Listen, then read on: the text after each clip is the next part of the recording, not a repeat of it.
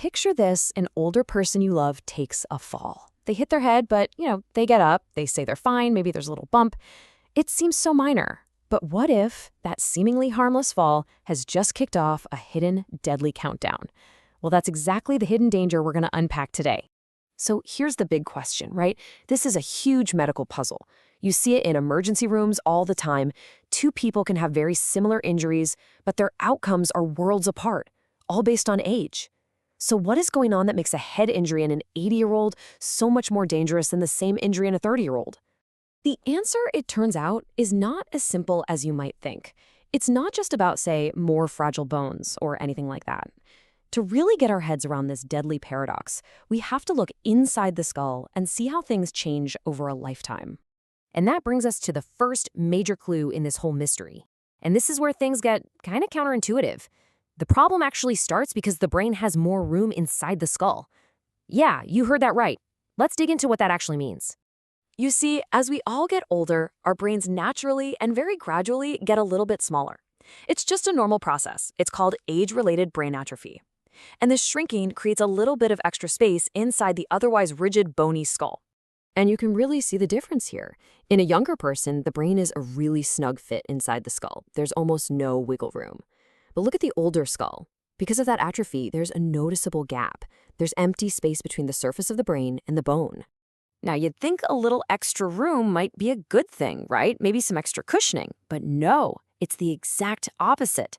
That space creates a uniquely dangerous environment after an injury, and it sets the stage for a silent disaster. Okay, so we have this extra space. How does that turn a simple bump on the head into a life-threatening event? Well, it all comes down to timing. Because of that space, the injury can stay quiet, deceptively quiet, for a dangerously long time. This timeline shows you exactly how this plays out, and it is chilling.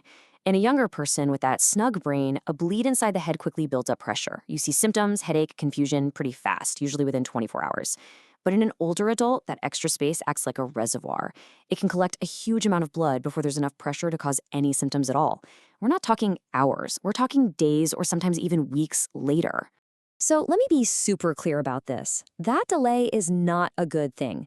The late appearance of symptoms like confusion or a bad headache isn't a sign of a minor injury. It's a massive warning sign that a life-threatening bleed has been happening silently for quite some time. Now, before we go on, let's just bust a few common myths.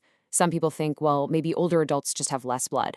Not true. Your blood volume stays proportionate to your body size. Others might think that space gets smaller with age. Nope, it gets bigger.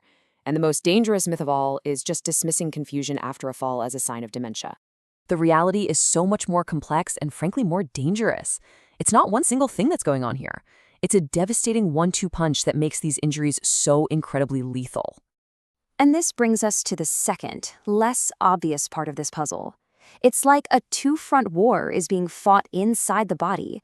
The body isn't just fighting an injury inside the head, it's also fighting a critical crisis in the entire circulatory system. Remember that extra space from the brain shrinking? Well, it turns out the skull can hold a shockingly large amount of blood before any alarms go off. And think about it, where is all that blood coming from? It's being pulled directly out of active circulation, out of the blood that's supposed to be going to your heart, your lungs, your kidneys.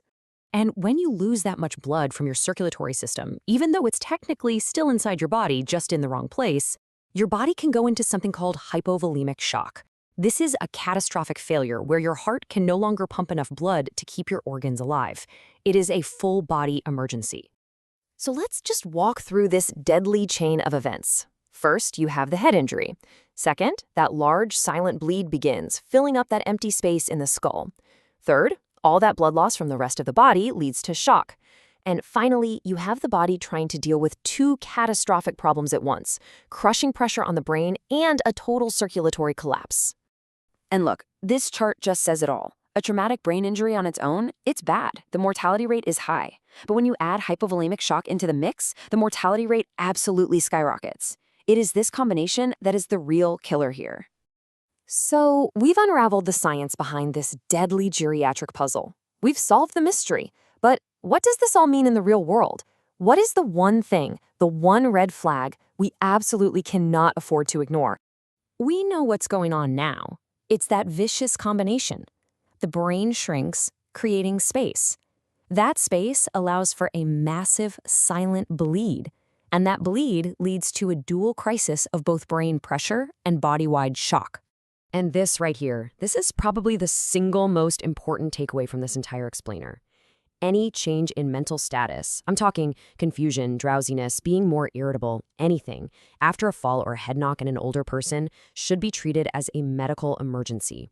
You should never, ever write it off as dementia or them just having a bad day. It is a massive red flag for a bleed inside the skull until a doctor proves otherwise. So I'll leave you with this question to think about. Knowing what we know now, that a so-called minor fall could be hiding a catastrophic injury that won't show its face for days or even weeks, how does that change the way we react? How does that change our responsibility to watch over and to advocate for the older people in our lives?